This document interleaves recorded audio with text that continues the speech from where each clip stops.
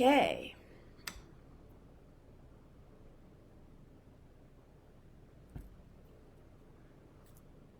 And here we are. Hello, good morning. I hope everybody's doing great today. Let me make sure that I am connected in the group and on Instagram.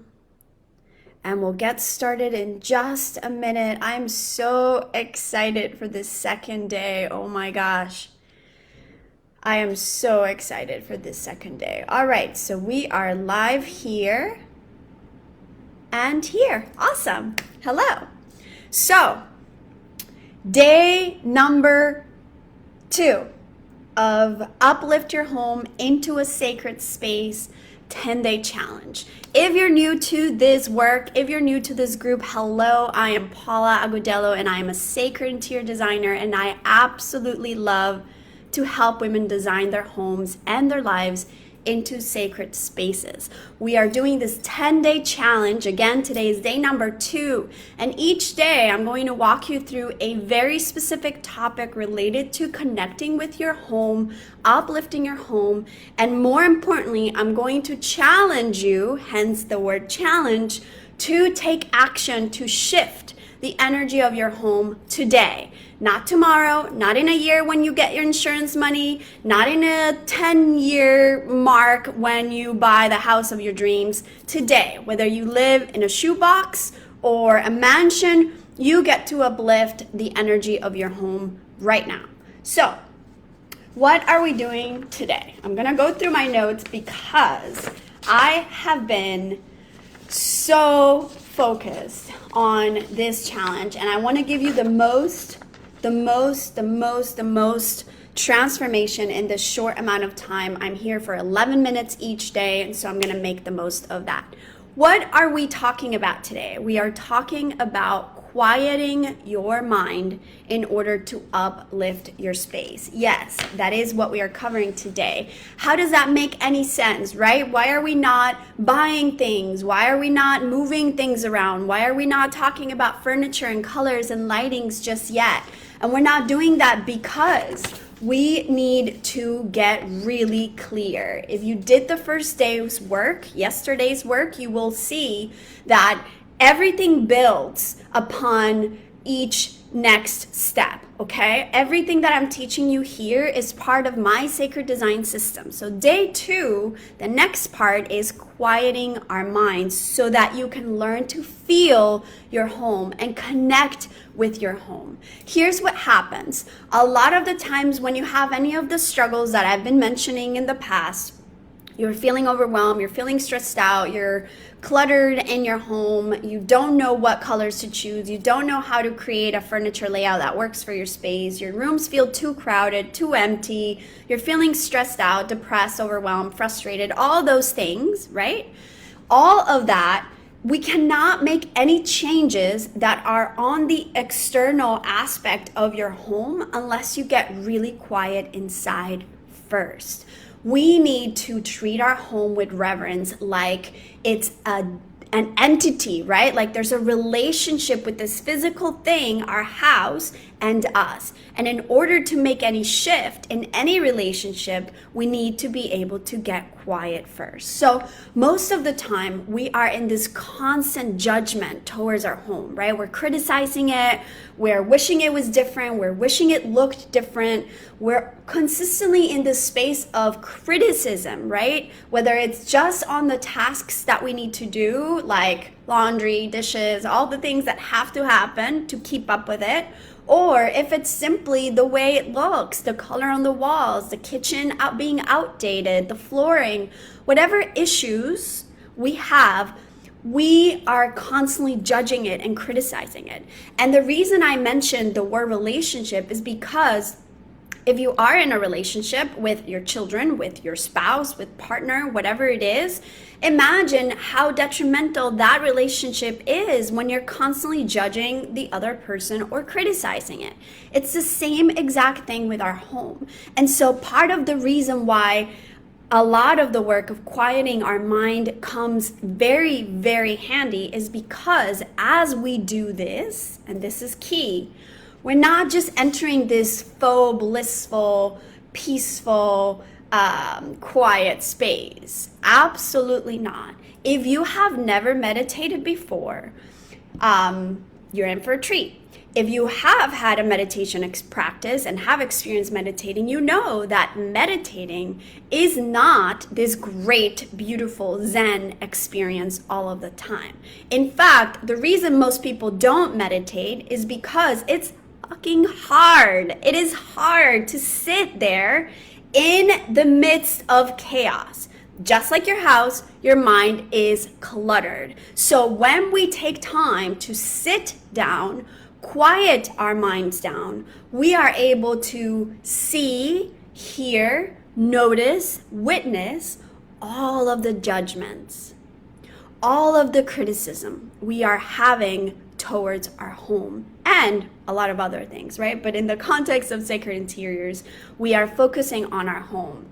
And so how can we have the sacred space if we're consistently wishing it was something that it is not? And that is why this foundation is so important, because again, I could tell you all the things you should buy and all the colors you should paint the walls, but at the end of the day, if you don't create this relationship with your home, this relationship of gratitude for having it in the first place, for living there, I'll tell you a little story real quick, even though I'm supposed to be here for 11 minutes. I promise I won't get too caught up. I have lived in the shittiest of places in my life. I have decorated with furniture from the trash. I have lived in places with cockroaches and mice, and I have moved so much in my life because of so many different reasons. Just growing up was really tough, right? And that is a big part of why I do this work, because that sense of belonging is so important to me, and feeling and finding the healing that feeling at home brings is just incredible. But to go back to the story, all those places that were shitty, right, that I lived in, I always had a way to feel grateful for being there.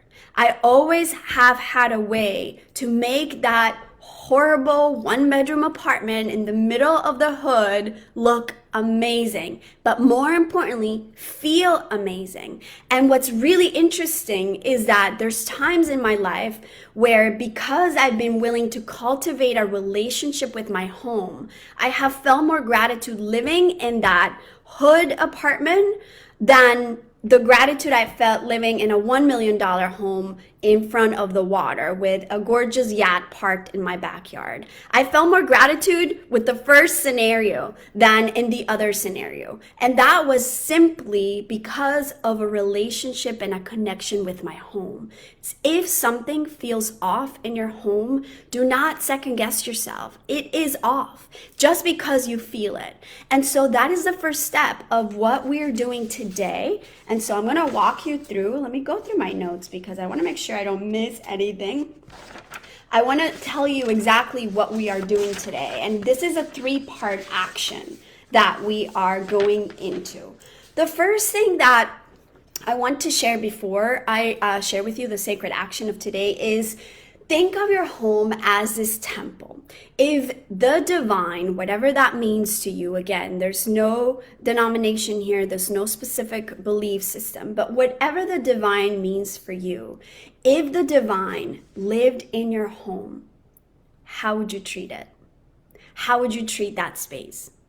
How would you speak to that space? How would you think about that space? How would you communicate with that space? And so that is super important in cultivating the relationship of how you feel in your home and becoming your own designer. Because as you become aware of what feels disconnected, of what feels off, of what feels unwelcoming about your space, you get to create the plan and the design you want because you know how you want to feel there. And then all of the other things, buying the things that you want, being able to afford the things that you want, those things come in place in time. So today, here's your sacred action of the day. It's a 3-part process. Are you ready? Okay, here's what we're going to do. I'm going to ask you to sit in the center of your home. Whatever room, whatever hallway, whatever space is in the middle of your room, I would like for you to sit there and just for a few minutes, take a moment to close your eyes. Okay? We're going to sit in the center of the room, on the floor or a chair if you need it, and you're going to close your eyes. And as we do that, I'm going to teach you a short breath that I want you to practice for at least 1 minute, but if you can do 3 minutes, even 6 minutes, even more amazing. When we do this, we're going to notice all of those judgments. Notice all the thoughts that come in relationship to your home. If you've never meditated before, please give this a try. It is the easiest way to quiet your mind, quiet your space, and be very connected with your surroundings. So this is how the breath goes. You're going to close your eyes. You're going to slowly and deeply inhale through your nose for 3 seconds. Hold it for a second. Exhale for 4 through the nose. Let's do that one more time. Inhale for 3 seconds. Hold it for 1. Exhale for 4. That's it. You're going to do that for 1 minute or 3 minutes, even 6 minutes would be amazing. When you do that, remember, meditation is not a blissful, quiet, Zen experience. Your mind will race. Why? Because you're decluttering it. Just like when you're going to declutter that junk drawer in your kitchen or a closet in your house, you need to get all the stuff out first, and it looks way worse when you first do that. You guys ever done that? That's the same thing with meditation. When you sit in that stillness, in that breath connection, all of the thoughts will come to the surface. Allow them, witness them, notice them, okay? That's the first part of that action. The second part of this action is you're going to read the home prayer meditation, or home prayer actually, that I'm going to share with you. If you're registered for this challenge, you will get it in your email shortly. And it is essentially a prayer that I would like for you to read still sitting in that center of your home. And it's basically a gratitude prayer for your space. It is saying, thank you, dear home, for all the memories that I've created here. Thank you for holding space for me. Thank you for all the people who have lived here before me, for the people who live here right now, and for anyone who might make this their home later on. We are going to show your home gratitude, even if it looks like crap, okay? That is the first step to abundance, to prosperity, to beauty, and to creating this sacred design, is to unconditionally love what is in front of you as it is. Isn't that what we all yearn for in our hearts? Isn't that what we yearn for in our partners? Isn't that what our kids long from us, is to be unconditionally loved and accepted as we are? And that is the same thing we're doing for your house. When you finish that prayer, you might cry, FYI. I do every single time I do it. Maybe you don't, I don't know, but it is really beautiful. The third step of that action is you're going to move the energy through your body, okay? If you've worked with me in the past, you know that I'm huge on sacred feminine practices. In fact, inside of my signature program where I coach women how to design their homes into sacred spaces, this is a key aspect of that work, is embodiment practices, so that we can awaken the creative feminine within us. What the heck does that mean? It means you're going to feel joy. You're going to feel pleasure. You're going to have fun. And how are we doing that? We're going to move the body. So if you're registered for this challenge, I'm also going to share with you shortly in an email a playlist that you can use to dance. But of course, you can always just play whatever music you love. What makes you want to move your body? So I want you to, after doing the breath, doing the prayer, wake up your body, stand up and dance. Dance like nobody is watching. Have fun. Do it while you clean. Do it while you do the dishes. Do it while you, here's the next part of this challenge, do it while you show your home love by doing one thing today to shift its energy. Again, cleaning, putting the laundry away, folding the laundry, whatever task you choose to do today, can you do it with a little bit more joy?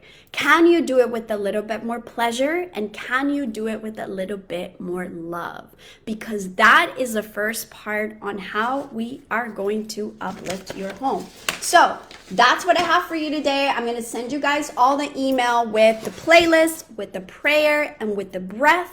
Again, just really quick to recap, your sacred action for today is to quiet your mind so that you can connect with what your home wants to tell you. 1, sit in the center of the home, do the breath I'm sharing with you. Inhale for 3, hold for 1, exhale for 4. Then read the home prayer out loud. Last but not least, dance, move your body while you do a chore, and show love to your home. That's what we're going to do today. I will see you all tomorrow. What are we doing tomorrow? Tomorrow we're going to go into quieting your home. So today we're quieting our minds first, and then tomorrow we'll get busy with the physical space. Sat Nam. See you all tomorrow.